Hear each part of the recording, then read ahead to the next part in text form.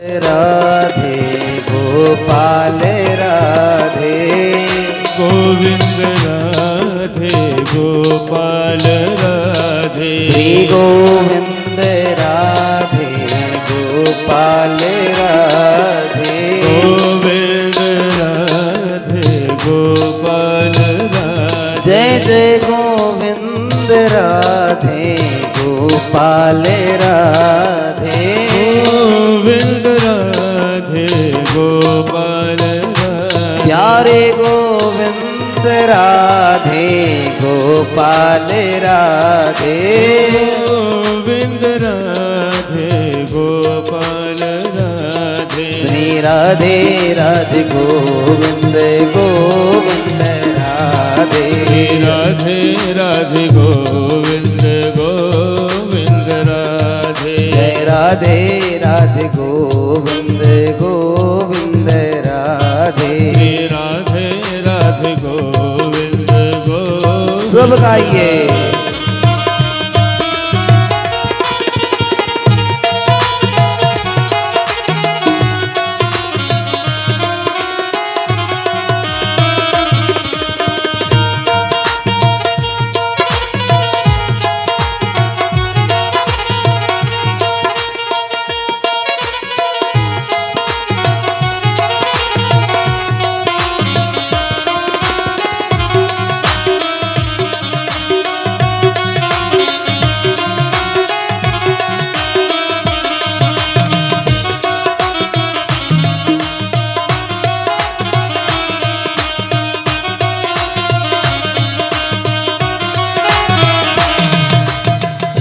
गोविंद राधे गोपाल राधे गोविंद राधे गोपाल राधे गोविंद राधे राधे गोपाल राधे गोविंद राधे राधे गोपाल राधे जय गोविंद राधे गोपाल राधे गोविंद राधे गोपाल राधे श्री गोविंद राधे गोपाल राधे गोविंद राधे गोपाल राधे गोविंद राधे गोपाल राधे गोविंद राधे गोपाल राधे श्री राधे राधे गोविंद गोविंद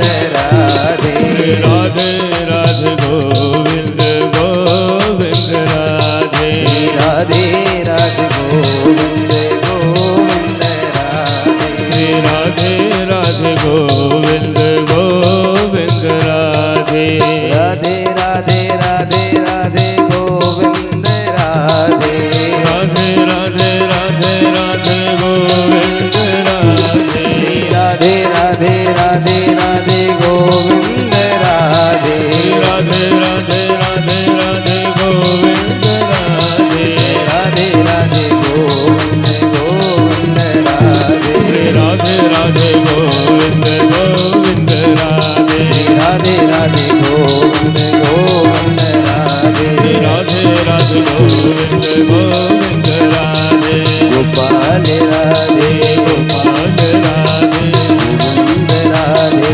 गोविंद राधे गोपाल राधे गोपाल राधे गोविंद राधे गोविंद राधे गोपाल राधे गोपाल राधे गोविंद राधे गोविंद राधे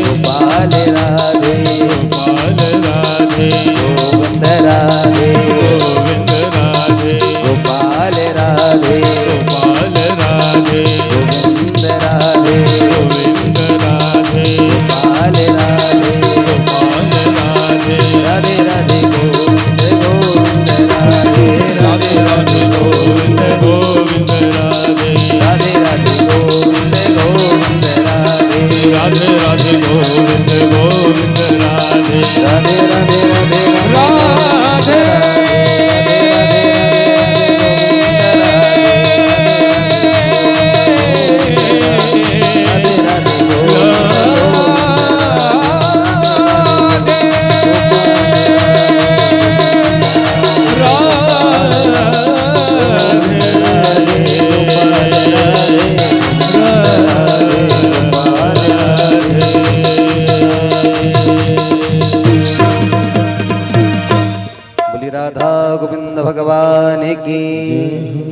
श्रीमद्भागवत महापुराण की जय हो धर्म की जय हो अधर्म का नाश हो प्राणियों में सद्भाव न हो विश्व का कल्याण हो गौ माता की जय हो गौ हत्या सत्य सनातन धर्म की जय हो जगदम्बा महारानी की जय हो हनुमंत लाल की जय भैरवनाथ की जय भोलेनाथ की जय गंगा मैया की जय रेवा मैया की जय हो सरजू मैया की जय हो काशी विश्वनाथ की जय हो हर हर महादेव जय जय श्री राधे श्याम।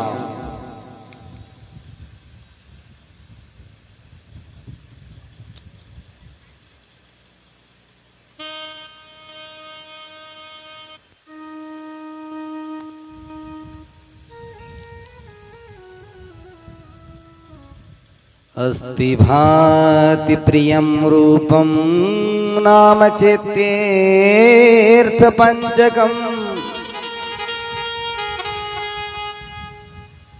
परमात्मा के 5 स्वरूप। अस्ति मतलब है, भांति मतलब जो, प्रियम रूपम नाम चेत्यर्थ पंचकम। इन 5 मार्गों से भी ईश्वर को प्राप्त किया जा सकता है। तत्ववेत्ता पुरुष निरंतर ही ईश्वर की खोज में रहते हैं और वे सदैव ही अपनी उपासना काल में ईश्वर का ही चिंतन करते हैं। जिस तरह पंखे के भीतर भी बिजली है और टीवी भी बिजली से चल रही है और ये माइक यह भी बिजली से और ये लाइट यह भी बिजली से। अब आप कहेंगे यह तो सब अलग अलग है, लेकिन इनके भीतर तत्व तो एक ही है, चल तो सभी बिजली से रहे। इसी प्रकार ईश्वर की जो सत्ता है वो सर्वत्र है, सभी में व्यापित है,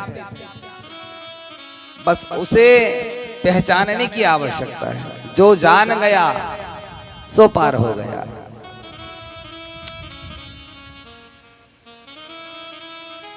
बिहार की एक घटना, हजारीबाग ईश्वरपुर गांव, एक ब्राह्मण परिवार, बालक का जन्म हुआ। दुर्भाग्यवश जन्म होते ही 15 दिनों में माता पिता दोनों गुजर गए।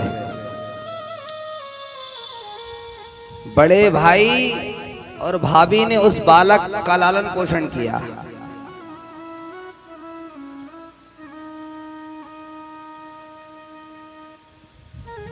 छह महीने नहीं बीते कि बड़े भाई को हार्ट अटैक आ गया,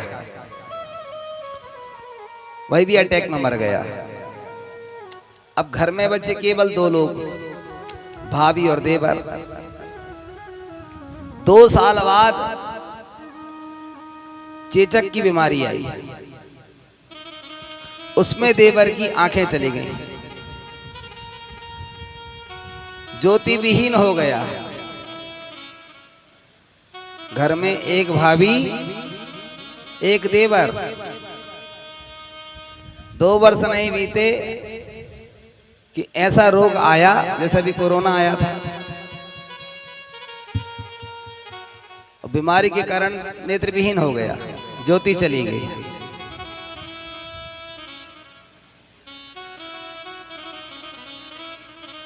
पल से पल में क्या हो जाए और पता नहीं तकदीर का।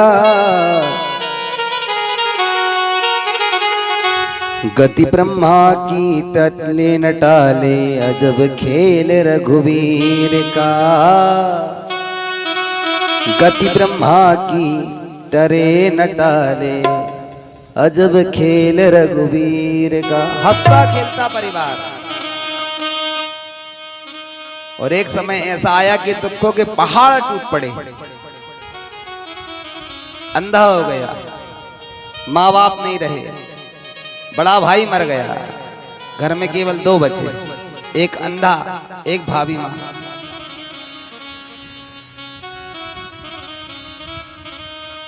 जब निर्धनता रहती है, गरीबी रहती है, तो गरीबी में नाम भी बदल जाते हैं। अमीरों के नाम और कुछ होते हैं। नाम था राम टहल पांडे, लोगों ने पांडे अलग कर दिया, राम अलग कर दिया, टहलुआ टहलुआ कहने लगे। जहां भी जाता टहलुआ टहलुआ कहकर संबोधित करते। गांव में हुई भागवत की कथा, लकड़ी का सहारा लेकर वो जाता, कथा सुनता। कथा में इतनी प्रगाढ़ प्रीति हो गई महाराज,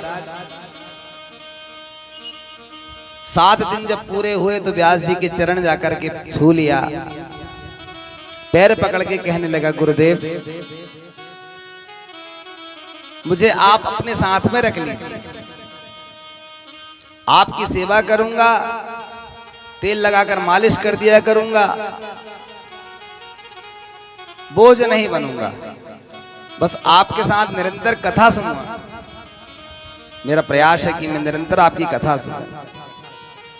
गुरुजी बोले, भाई हमारे पास इतने सारे लोग तो हैं सेवा करने के लिए, आप तो कथा सुनने बस आया करो।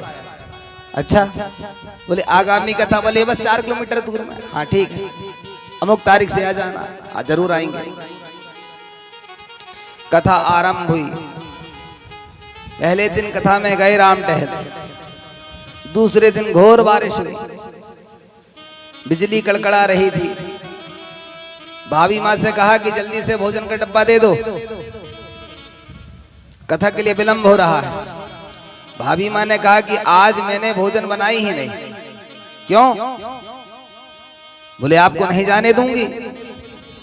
बाहर देख रहे हो आप, मौसम कितना विकट बना हुआ है, घनघोर मेघ आकर के मंडरा रहे हैं, बिजली कड़क रही है, नदी नाले उफान पर हैं। अरे बोले कुछ भी बताते हैं, भोजन ना मिले शरीर को तो चल जाएगा,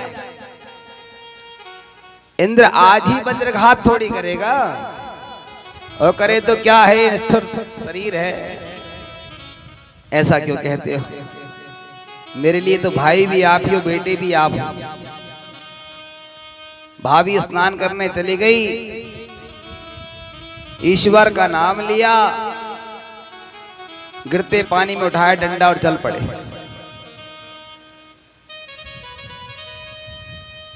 और भगवान से बार बार कहते हैं,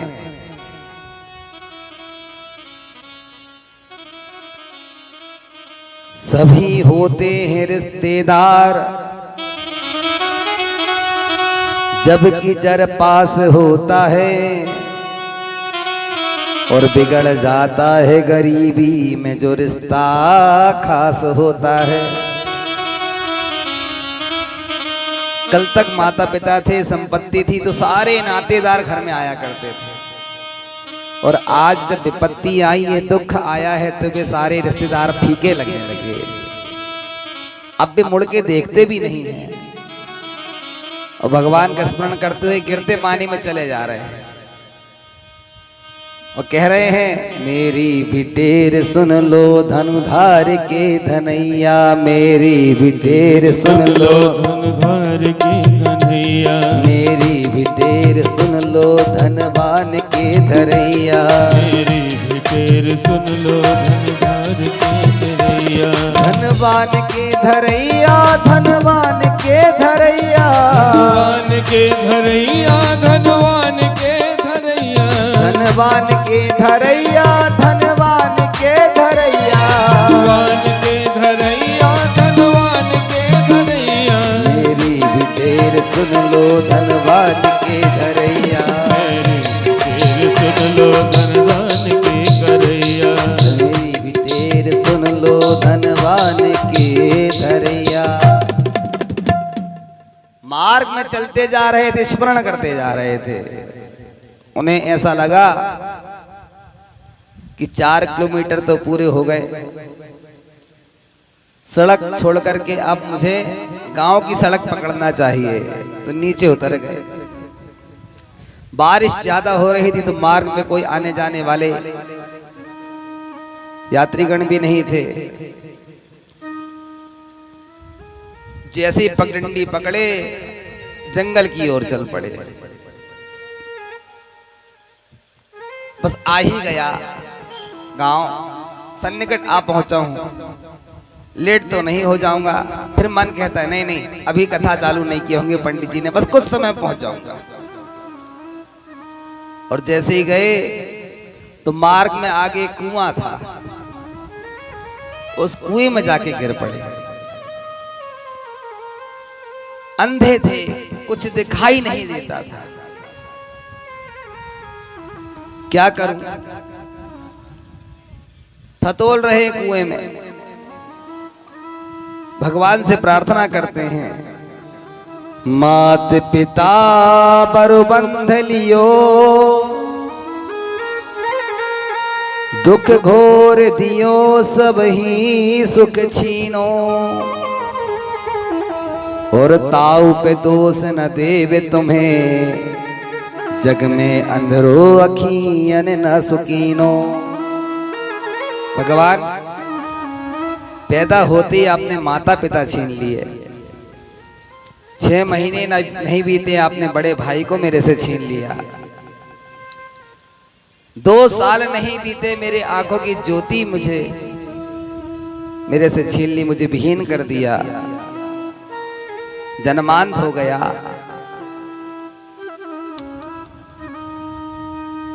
जा में चले सुख भोग सबे, बरकूप में डार भले मोहि दीनो।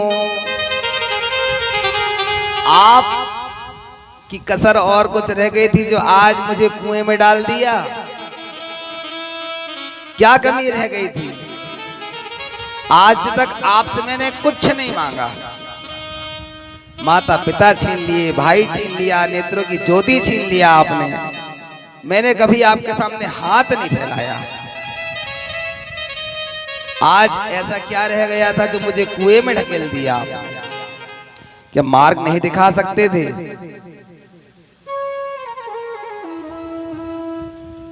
दुख विनीत यही दृगहीन सो, छीन कथा कुप्रथा दिन लीनो। दुख इस बात का भी नहीं है कि आपने मुझे कुएं में गिरा दिया, दुख तो इस बात का है कि आज मेरे से कथा छूट जाएगी, भोजन छूट गया, मैं बिना भोजन के आ गया। आज आपने मुझे कुएं में गिरा करके अच्छा नहीं किया कन्हैया, कुएं से बाहर नहीं निकला तो मेरी कथा छूट जाएगी। भगवान को याद करके राम टहल रो रहे थे कि भगवान गौत की भेष बना के आ गया। अरे भैया राधे कृष्णा, अरे भाई कहाँ जा रहे हो?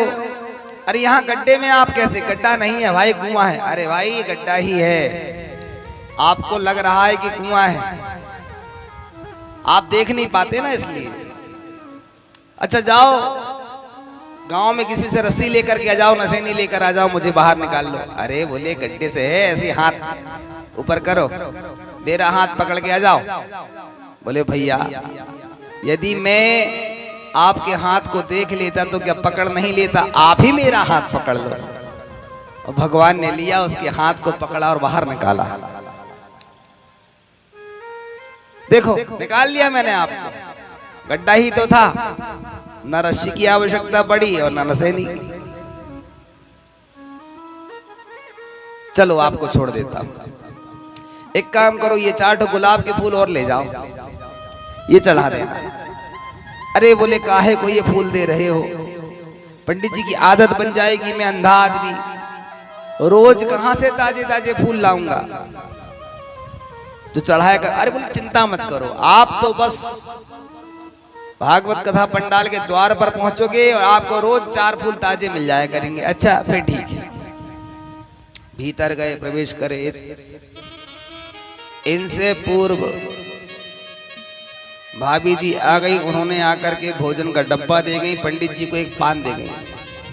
श्रोता मिले, अरे भैया राम टहल पांडे बड़ा अच्छा करे, गिरता पानी में भी आ गए आप, क्यों भैया कथा चालू नहीं? कथा चालू नहीं हुई आज, क्यों? आचार्य जी का थोड़ा स्वास्थ्य खराब हो गया था।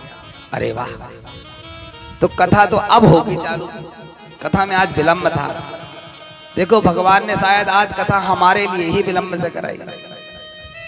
सब भगवान की इच्छा है, उनकी ही लीला है।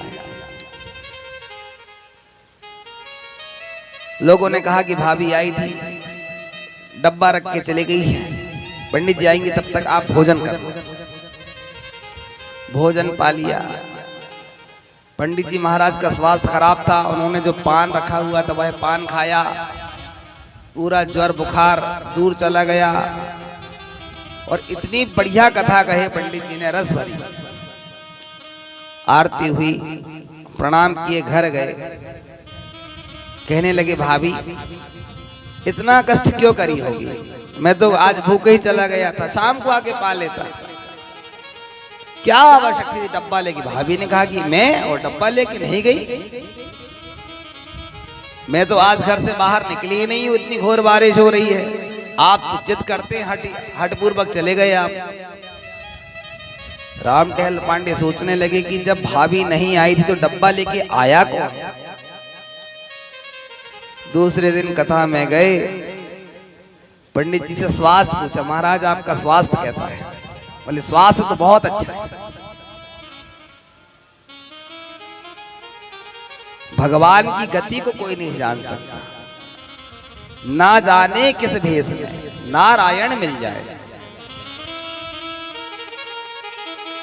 एक भक्त के लिए भगवान इस तरह से भी आ जाते हैं। वो कहते हैं कि भक्ति हित भाभी का भेष धर आयो है। अपने भक्त के लिए आज आप मेरी भाभी का रूप धारण करके भोजन का डिब्बा लेके आ गए, हद करते हो। भगवान कहते तो हे मोहे नाते अनेक मानिए स्वभाव। आपकी यदि मेरे में प्रगाढ़ प्रीति होगी तो मैं अवश्य मिल जाऊंगा। अब देखो मेहमान आते जा रहे हैं और आना भी चाहिए, कथा को सुनना भी चाहिए। एक घर में आया मेहमान, वो जाने का नाम ही ना ले।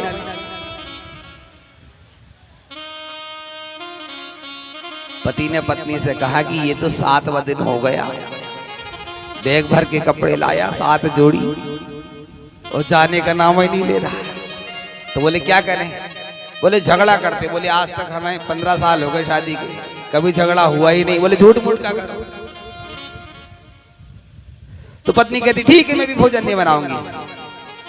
पति कहता ठीक है हमको भोजन नहीं करना। इतने मेहमान ने सुना, बोले भाई जब आज खाने को ही नहीं मिलेगा तो क्यों रहो?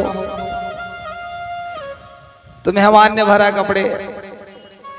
अच्छा महाराज अब चलना चाहिए, हमको घर की याद आ रही। ठीक है बोले। अब वो मेहमान को बाहर छोड़ने गया ही था। अब पत्नी को आकर कहा कि क्यों रो रही हो? मैंने तो झूठ मूठ में तुमको डांटा था। हाँ हाँ बोले कौन सा मैं सच में रो रही थी, मैं भी तो झूठ मूठ में रो रही थी। इतने में मेहमान आ गया। हम कौन सा सही में गए थे? हम भी तो झूठ ही मूठ में गए थे।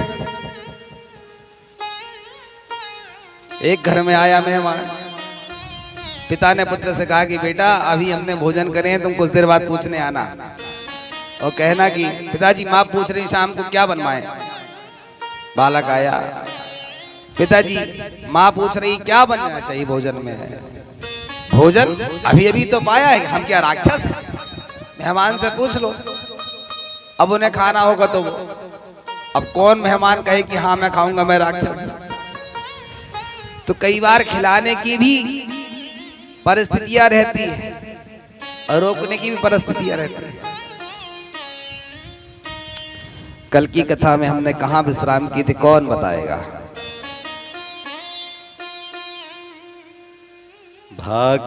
भाग्योदयेन बहुजन्म समर्जितेना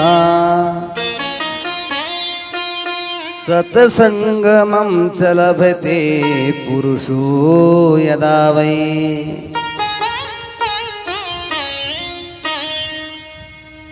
एक त्रिकूट पर्वत था, संसारियों की तरह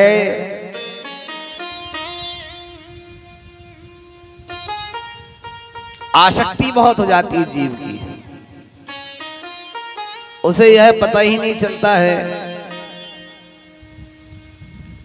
कि जिस तरह यह संसार है ये दुस्तर है। एक गज रहता था, ग्रीष्म ऋतु का समय, त्रिकुट पर्वत पर रहने वाला वह गज अपने परिकर को लेकर के परिवार सहित सरोवर में स्नान करने के लिए गया। खूब जल क्रीड़ा किया, स्नान किया। कुछ देर बाद ही उसी सरोवर के भीतर एक ग्राह ने आकर के उस हाथी का पैर पकड़ लिया, गज का। उसने पुकार लगाई, पत्नी को कहा मेरी मदद करो, रक्षा करो, मेरा पैर अंदर धंसते जा रहा है। कुछ देर मदद करी, पत्नी ने सोची भाई इनके पीछे मैं भी चली जाऊंगी दलदल में, बाहर निकल के आ गई। बच्चों से सहयोग मांगा, कुछ देर किए, फिर निकल के आ गए। जब आधा शरीर ही दलदल में भीतर चला गया, परिवार के लोगों ने जब हाथ खड़े कर दिए, तब उसने भगवान को पुकारा और गोविंद कहा ही था, भगवान ने दौड़ लगा दी। और भगवान के सन्निकट आते ही उसी क्षण उसने अपनी सूंड से एक कमल पुष्प को तोड़ा, सूंड में जल भरा, भगवान के श्री चरणों में अभिषेक किया और भगवान को निवेदित किया ही था कि भगवान ने उसी क्षण करुणा कर दी। सुदर्शन चक्र को आदेश दिया, जाओ ग्रह को मृत्युदंड दे दो। जिस अजगर ने पैर को पकड़ा था हाथी के, वो नष्ट हो गया और हाथी स्वच्छंद होकर के भगवान से प्रार्थना करने लगा, न तुम कामये महाराजन। प्रभु, संसार के लोगों ने जब मेरे ऊपर कृपा नहीं बरसाई, मेरा सहयोग नहीं किया, हे दीनबंधु, तब मैंने आपको पुकारा। और आप तो ऐसे हैं, जन अब गुण प्रभु माने न काहू, जन अब गुण प्रभु, जन अब गुण प्रभु माने न काहू, जन अब गुण प्रभु जन अब गुण प्रभु माने न काहू, जन अब गुण प्रभु माने न काहू, जन अब गुण प्रभु माने न काहू, जन अब गुण प्रभु माने न काहू। दीन दयाल अति मृदुल स्वभाव, दीन दयाल अति मृदुल स्वभाव। भगवान का स्वभाव कैसा है? दीन दयाल अति मृदुल स्वभाव। भगवान को कोई प्रेम से बस पुकारे, जन अवगुण प्रभु मान न का, फिर वो उसके दोष नहीं देखते, गुण नहीं देखते, जाति नहीं देखते, पाति नहीं देखते, बस वो तो ये देखते हैं कि ये मेरा भक्त है, इसने मुझे पुकारा है। इसलिए हमारे ब्रज के भक्त कहते हैं, अरे चाहे जैसे मुझे रख लो, कुछ ना कहूँगा मैं,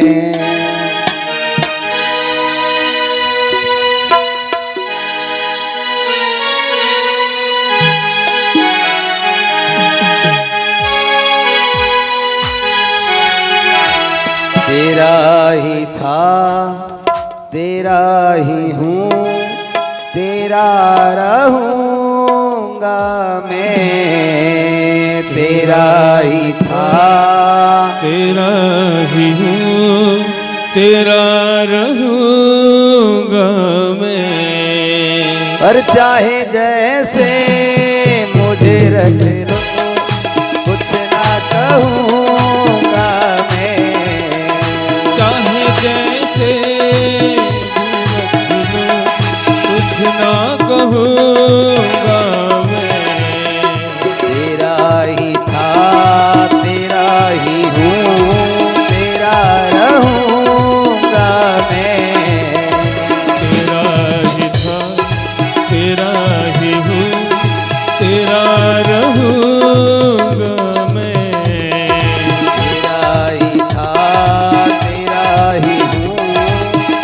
तेरा रहूंगा मैं। तेरा ही था, तेरा ही हूँ, तेरा रहूंगा मैं। ओ चाहे जैसे मुझे रख दो, कुछ ना कहूँगा मैं। चाहे जैसे मुझे रख लो, कुछ ना कहूँगा हरि बोल। मैं।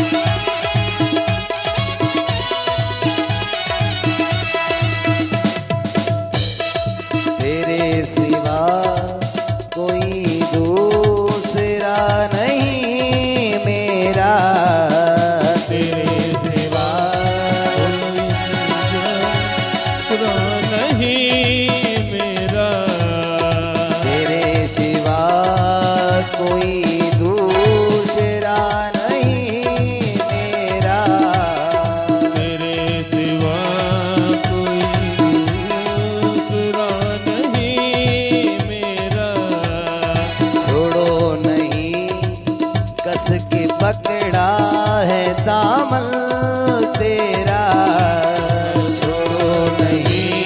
कसके पकड़ा है दामन तेरा, तेरी नजरों से सावरे जाम पीना है, तेरी नजरों से सांवरे ये जाम पीना है। अये तेरी गलियों का आशिक तू एक नगीना है, तेरी गलियों का आशिक तू एक नगीना है। ओ तेरी गलियों का आशिक तू एक नगीना है, तेरी गलियों का आशिक तू एक नगीना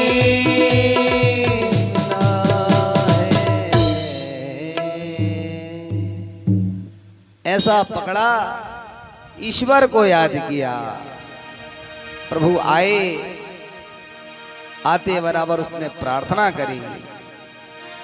प्यारे प्रभु ने गुण और दोष को नहीं देखा, सुदर्शन चक्र के द्वारा ग्राह का उसी क्षण उद्धार किया और गज को ग्राह से बचाया।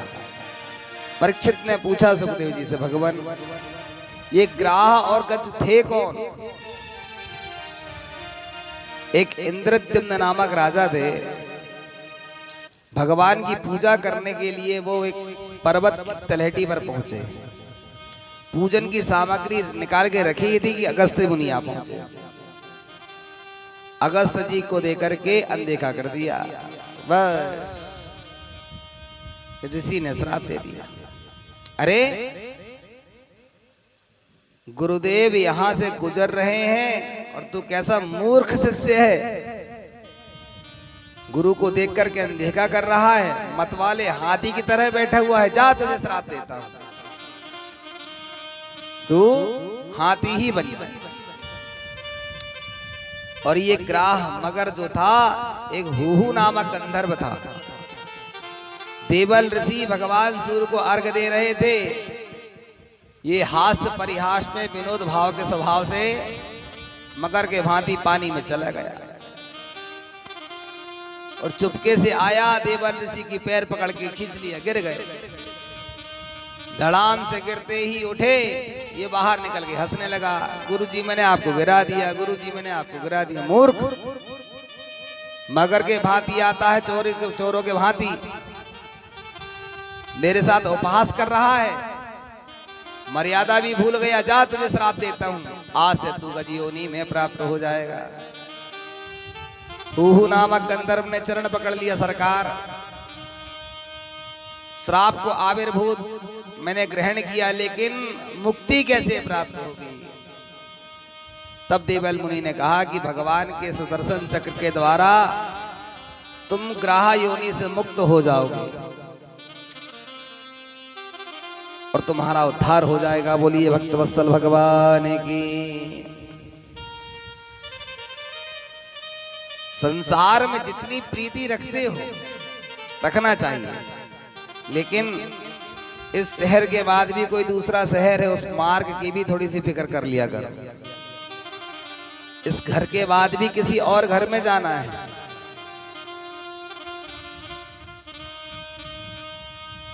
मनुष्य शरीर तो केवल एक माध्यम है। कैसे? साधन धाम मोक्ष करी द्वारा, साधन धाम मोक्ष करी द्वारा, साधन धाम मोक्ष करी द्वारा, साधन धाम मोक्ष करी द्वारा, पाए न जेहि परलोक सवारा, पाए न जेहि हरि मोग गवारा,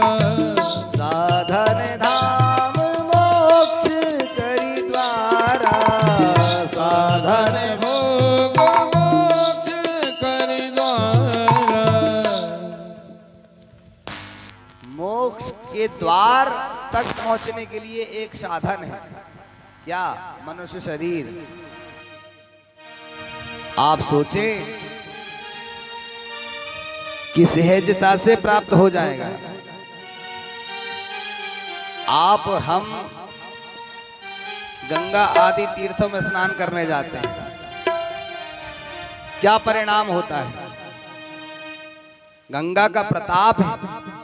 गलती से भी यदि किसी मनुष्य का पैर चला जाएगा तो सारे पाप नष्ट होकर वो पुण्यवान हो जाएगा। ये गंगा की विशेषता है। जैसे अग्नि का अपना गुण क्या है? दाहकता। जानते हुए हाथ डालो, अनजाने में हाथ डालो, अग्नि जलाएगी। कोयले को जानबूझ करके हाथ में पकड़ो अथवा अनजाने में रखो, उसके बाद भी वह हाथ को काला करेगा। इसी प्रकार गंगा की विशेषता है। गंगा को आपने जैसे ही पैर डाला, और एक है कर्मनाशा नदी, बिहार और उत्तर प्रदेश की बॉर्डर में बहती है। कथा को थोड़ा ध्यान लगा के सुना करो।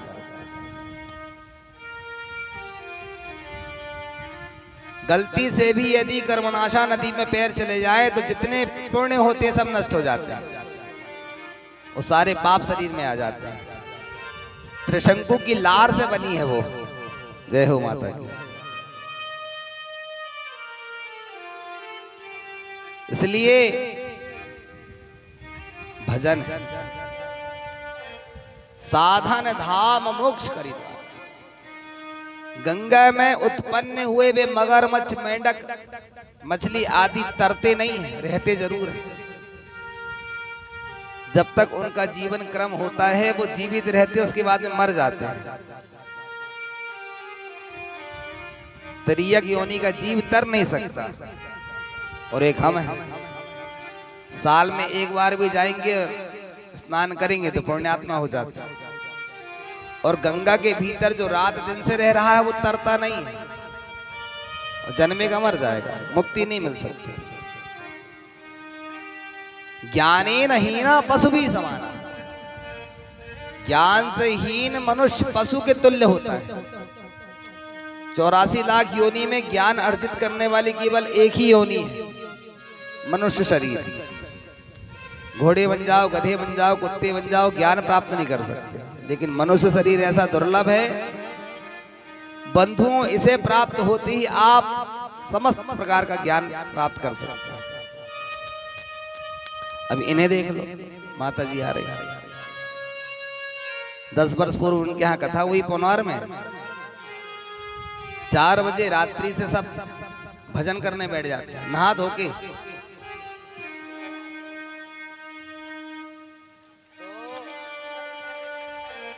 ये और सुख भोग रहे। 3 पीढ़ी 4 पीढ़ी के लोगों को धारणा में अध्ययन कराया माँ सब ने। आज बच्चे नाती पोते सब खुशहाल, और सब कुछ होते हुए भी भजन को पहले रखा। जो व्यक्ति अपने जीवन काल में भजन को, देखो 2 बातें ध्यान रखो। शरीर है, इसके लिए भोजन प्रतिदिन आवश्यक है, नहीं तो शिथिल हो जाएगा। और इसके भीतर जो आत्मा है उसके लिए भजन की आवश्यकता है। 3 टाइम खाते हो शरीर के लिए, 2 टाइम भजन तो कर सकते हो। हमारी आत्मा का जो भोजन है वो भजन है। यदि हम हमारे आत्मा को सुदृढ़ नहीं बना रहे हैं, भजन नहीं कर रहे हैं, तो ज्यादा समय के लिए नहीं है। ईश्वर ने आपको सुकृत पुण्य यदि भोगने के लिए दिया है अवसर, तो उसका सदुपयोग कीजिए। संसार से एक क्षण में वैराग्य नहीं आता। राजा भर्तृ 2 पत्नियां थी। एक दिन जंगल में गए शिकार खेलने के लिए। एक सुंदर राजकन्या मिल गई, उसे ले आए। उसने घर में आते ही इतनी आसक्ति जमा ली कि छोटे भाई तक को देश ने काला करवा दिया। दोनों भाइयों में विवाद उत्पन्न किया और कहा कि ये होना नहीं। भर्तरी ने अपने छोटे भाई विक्रमादित्य को देश ने काला कर दिया, निकल जाओ मेरे राज्य से। सुसंपन्न राजा एक दिन आखेट पे गए, एक साधु महात्मा प्रसन्न हो गए, उनको प्रणाम किया भर्तरी ने। साधु ने कहा कि राजन, आपके जैसा राजा होना भी दुर्लभ है। क्यों गुरुदेव?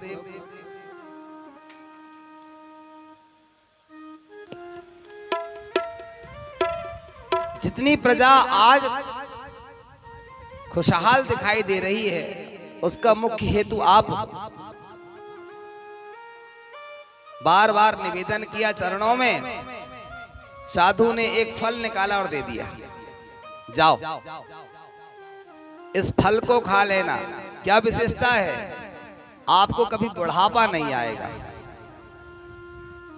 ऐसे ही बने रहोगे। अच्छा महाराज, चौथेपन का बुढ़ापा दुर्गम होता है, बड़ा कष्टकारी होता है, और आपको बुढ़ापा आ जाएगा तो फिर राजपाट छिन जाएगा, दूसरे को राजगद्दी देनी पड़ेगी। इसलिए आप ही इसे ग्रहण करें।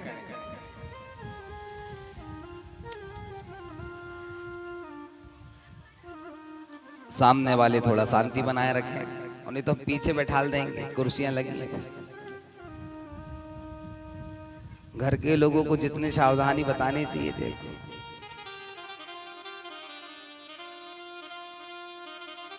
अच्छा, जिन जिन के घर में कथा हो गई है ना, वो कथा को हल्के भी ले रहे हैं। अब हम तो सुन ही चुके 10 बार गुरु जी को, उसमें क्या रखा है। अरे और लोगों को तो सुन लेने दो।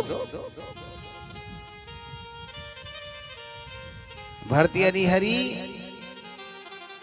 महल पहुंचे, छोटी पत्नी से बड़ी आसक्ति थी, पिंगला को बुलाया, फल निकाल करके दिया, इस फल को ग्रहण कर लेना, क्या होगा?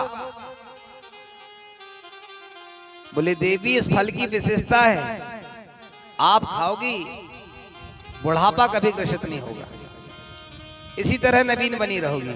ठीक है महाराज, अब कथा को ध्यान से सुनिए।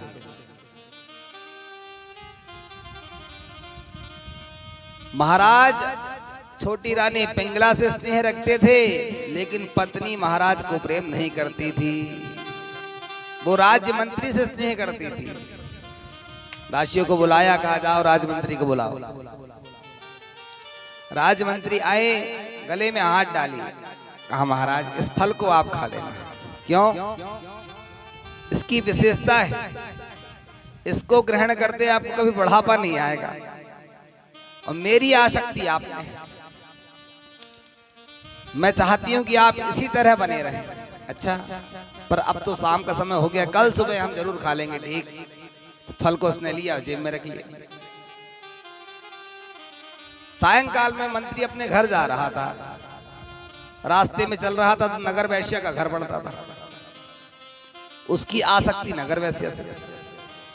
7 बजे नहीं कि कुंडी खटखटाया, उसने सोची मेरे घर में जो भी आता रात 10 के बाद ही आता, ये कौन आ गया 7 बजे से आज। किसी ग्राहक को मैंने समय ही नहीं दी थी, द्वार खोली, अरे महामंत्री जी आप कैसे आए? बोले कुछ अभी तो मैं नहीं बोले आज मिलने आया हुआ था। हाँ बताओ। ये फल को आप फल को दे दिए, क्या होगा? बोले आपको कभी बुढ़ापा नहीं आएगा, और मेरी आसक्ति आप में है, मैं चाहता हूं आप इसी तरह बनी रहें, यही चमक यही सौंदर्य हमेशा बना रहना चाहिए। ठीक है महाराज, कल ग्रहण कर लूंगी, अब तो रात्रि का समय हो गया है। अच्छा ठीक, मैं चलता हूं। मंत्री चला गया, वैश्य ने द्वार बंद किया, विचार करने लगी, जीवन पर्यंत मैंने लोगों को अपना शरीर दिया, और यदि इस फल को ग्रहण कर लूंगी तो इसी तरह भोग भोगना पड़ेगा। इसलिए विचार करेगी क्यों ना हो मैं यदि नगर के राजा को यह फल दे दूं तो प्रातः काल उठी, तैयार हुई, द्वारपालों से कहा राज्यसभा में मुझे भीतर जाने दो। महाराज से जाकर कहो नगर वैश्य आई हुई है। द्वारपाल गए, महाराज नगर वैश्य आपसे मिलना चाहती है। पहुंचाओ। अंदर बुलाया। जैसे पहुंची, महाराज कोई कष्ट नहीं, महाराज कष्ट नहीं है, बस आप इसी तरह बने रहें। हाँ तो हम तो स्वस्थ हैं, मस्त हैं। नहीं महाराज, और भी इसी तरह बने रहें। कैसे? आप इस फल को खा लें। महामंत्री ने कहा कि बताओ ये क्यों आ गई यहाँ? और जैसे ही फल निकाल करके दिया तो राजा ने फल के दर्शन किया। ये फल तो मैंने कल अपनी पत्नी को दिया था। याम चिंतयामि सततम मयि सा विरक्ता। राजा भर्तरी कहते हैं मैं जिससे प्रेम करता हूं वह मुझसे प्रेम नहीं करती, और वह जिससे प्रेम करती है वह भी उससे नहीं करता है। भर्तरी की आसक्ति पिंगला से थी, पिंगला की आसक्ति महामंत्री से थी, महामंत्री की आसक्ति नगर वैश्य से थी। और वैश्य के मन की विचार देखिए आप। और राजा के पास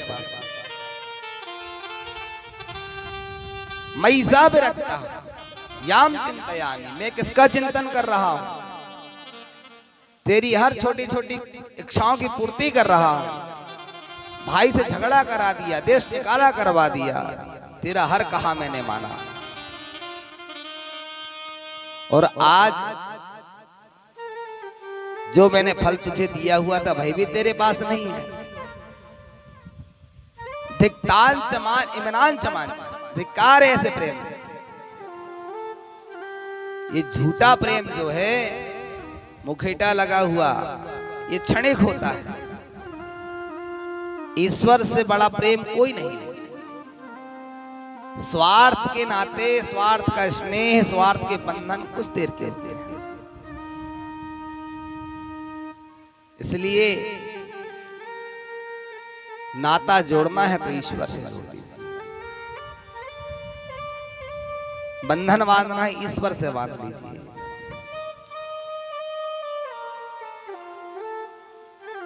एक बूढ़ी माता, कोई नहीं था संसार में, पति गुजर गए, संतान हुई नहीं, चौथापन गुजरे कैसे?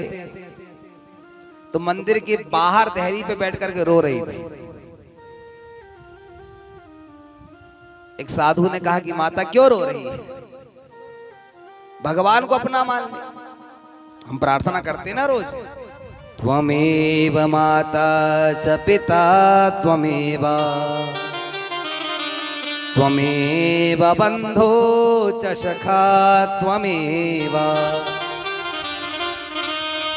माता बना लो, पिता बना लो, भाई बना लो, सखा बना लो, बंधु बना लो, जो आपका मन करे वो सब बनने को तैयार है। अच्छा, तो झोली से एक कन्हैया जी की मूर्ति निकाल करके साधु ने दे दिया। इसे आज से अब तक बेटा बना ले। ठीक है, और बना ली। रोज भगवान को नहलाती धुलाती, भोग लगाती। पड़ोस के मोहल्ले में जो बच्चे रहते थे उन्हें सूचना प्राप्त हुई कि बूढ़ी माता तो के घर से खूब घंटियों की आवाज आती है, ये किसका भजन करने लगी? तो कहा किसी मूर्ति को अपना बच्चा मान बैठी है। अरे तो ये तो अब हमको खिलौने नहीं देगी।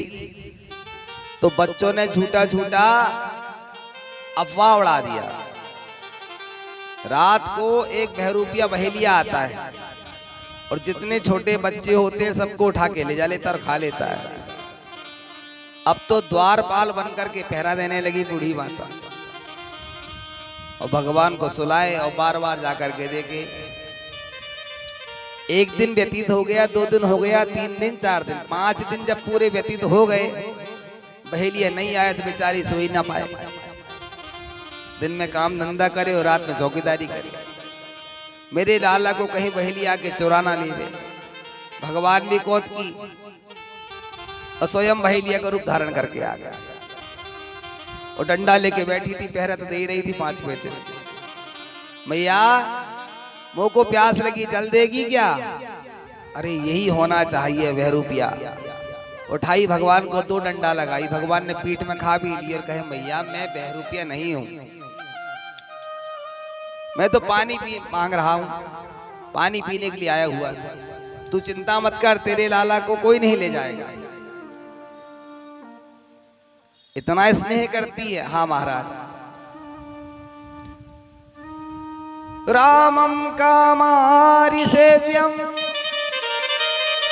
भवभयहरणं कालमत्तेव सिंहं योगीन्द्रं ज्ञानगम्यं निजगुणमंजितं निर्गुणं निर्विकारम्।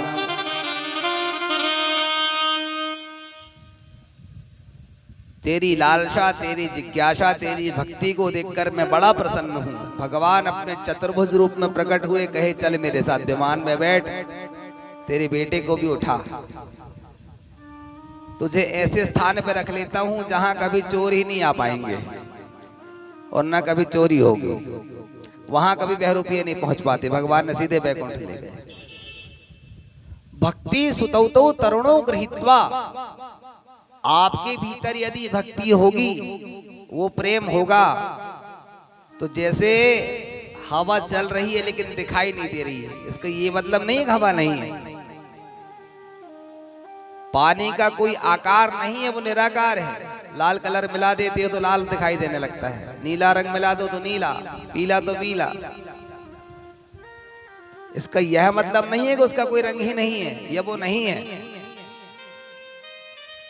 इसी तरह ईश्वर की सत्ता भी सर्वत्र होती है। बस सो जानत जेहि देहु जनाई, जो जानत जेहु देहु जनाई, आसो जानत जेहि देहु जनाई, जो जानत जेहु देहु जनाई, आ जानत तुमहि तुमहि होई जाई, जानत तुमहि हो जाई, जानत तुमहि तुमहि होई जाई, जानत तुमहि हो जाई।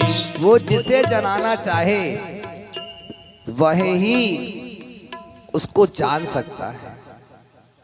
उसको जानने के लिए भक्ति सर्वोपरि है, और भक्ति यदि नहीं है,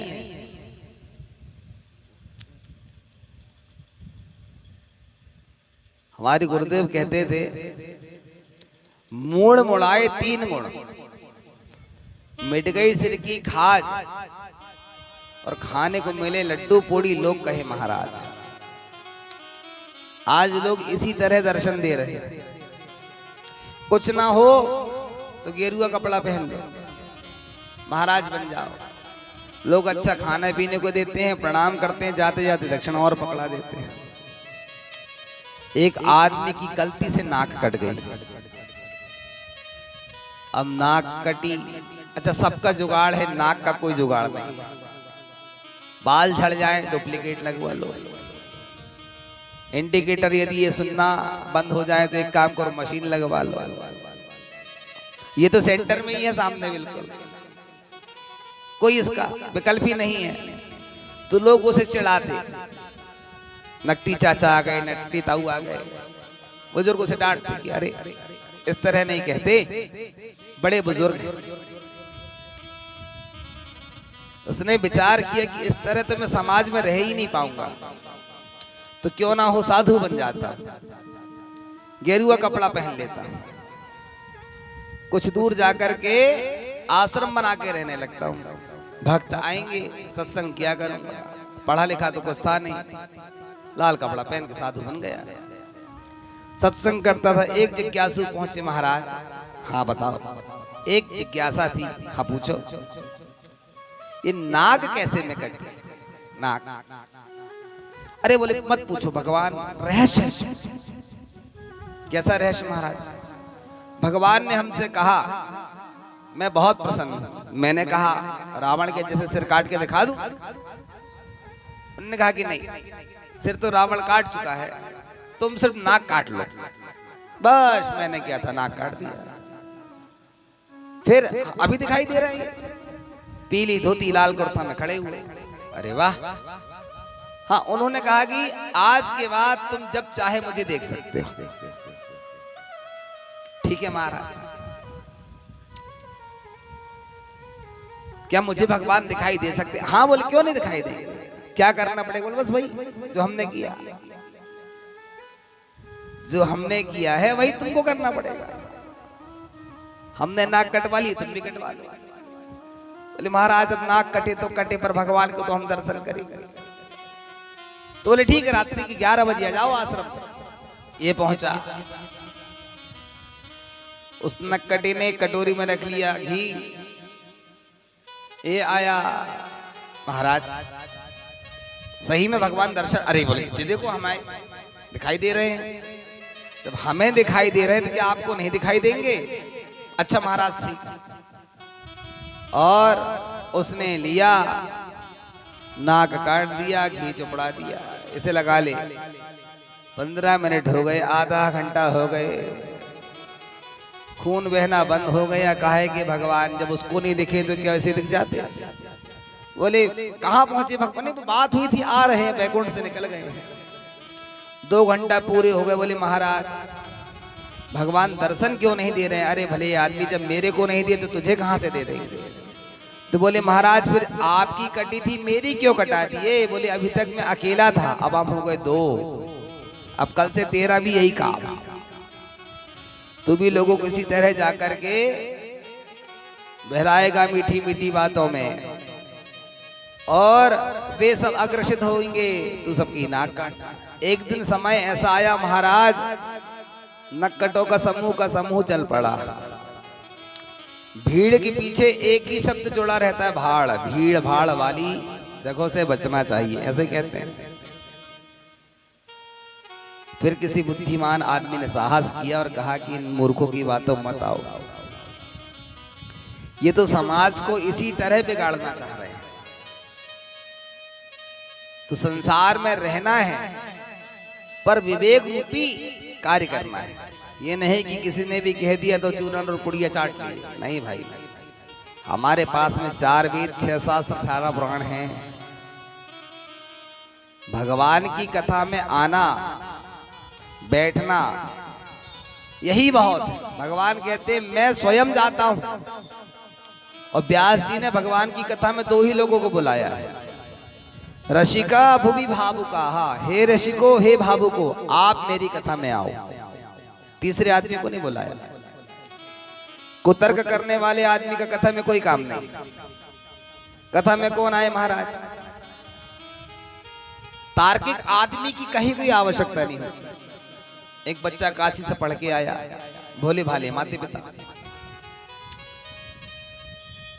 माँ ने लड्डू बनाए मगज के, 2 ठो कटोरी में रखे लड्डू ले गए। बेटा ये चक्के बताओ कैसे बने? बेटा ने कहा कि माँ अभी बताता, और तार्किक स्वभाव का था। बोले आप पहले बताओ कटोरी में कितने लड्डू? माँ ने कहा कि 2 हैं। बेटा कहे कि 2 नहीं है, 3 है। कैसे? तो वो एक लड्डू उठाए, वो कहे कि ये 1, और वो कहते कि 1 और 1 2 और 1 3। माँ भोली भाली थी बेचारी, उसके तर्क को नहीं समझ पाई।